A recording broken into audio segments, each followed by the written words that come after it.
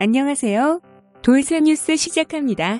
이번 소식은 일본의 한 의사가 아비간의 효과에 대해 언급한 스포츠우치 기사인데요. 제목은 키노시타시 아비간 효과의 견해 밝혀 경증에는 효과, 중증엔 기대는 하고 있어요. 입니다.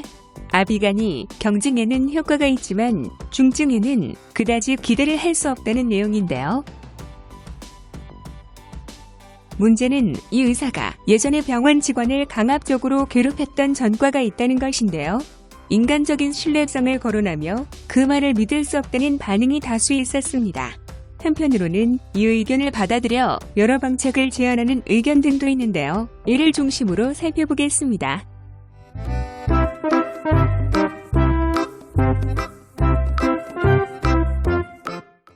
이에 대한 일본 네티즌 반응 보실까요?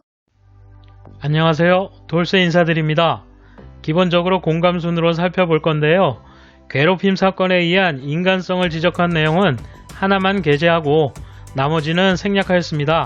함께 살펴보실까요? 초기 증상으로 병원에 호소해도 검사를 받을 수 없는 거라면 중증이 돼서야 양성 판정을 받게 된다. 그럼 지금 일본의 방침으로는 아비간이 안 듣는 거잖아. 중증화되는 걸 막기 위해 경증일 때 투여해야 하는데 지금 방식으로는 늦는다. 탤런트와 유명인사 등은 검사도 아비간 투여도 빠르고 좋네요. 괴롭힘 사건 이후 이 사람이 의견을 말해도 마음이 동의하지 않는다. 역시 인간성이겠지. 세상에는 목숨을 걸고 감염증에 도전하는 의사가 많이 있는데 이 사람은 장외에서 남의 일처럼 말하는 것 같다. 당신은 외과 의사죠? 감염내과 의사가 말해야 하지 않을까요? 키노시타 씨는 감염증과 싸우는 현장에 계신 것입니까? 의문이 드는데요. 사람에 따라 경증, 중증의 파악 방법이 다르기 때문에 검사해 줄 수 없다면 아비간은 효과가 없다고 착각하는 사람이 나옵니다. 의사라고는 생각되지 않는 애매한 발언은 삼가주세요. 경증에 효과적이라면 검사 결과를 조기에 알아야만 아비간 투여로 이어진다. 중증화되고 나서 검사해봤자 투약이 효과적인 시기를 놓친 것이다. 아비간이나 이벨맥틴 등 일본발 특효약이 나올 것 같습니다. 요코하마 시립대학에서 백신도 개발 중이고 국내 개발 약에 기대를 하고 있습니다.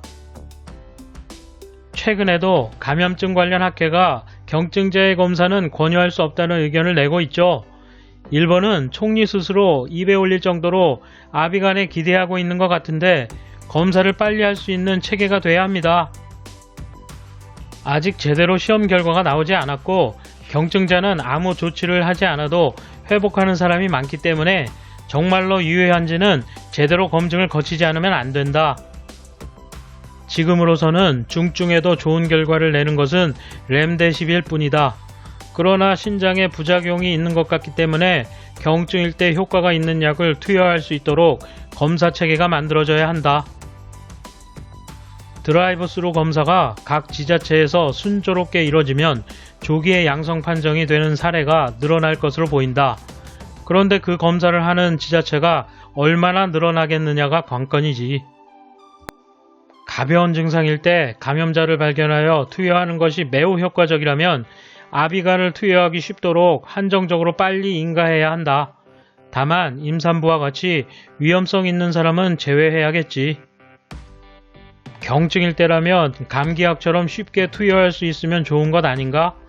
위험성이 있다고 하지만 부작용 없이 사용할 방법을 찾는데 시간을 너무 들이면 즉효 대책을 못 쓰게 되고 만다. 경증을 오해하시는 분들이 많은데요. 자발 호흡할 수 있는 상태가 경증이기 때문에 발열로 움직이지 못하는 상태도 의학적으로는 경증입니다. 그 상태에서 폐사진에 그림자가 있으면 검사도 허락됩니다.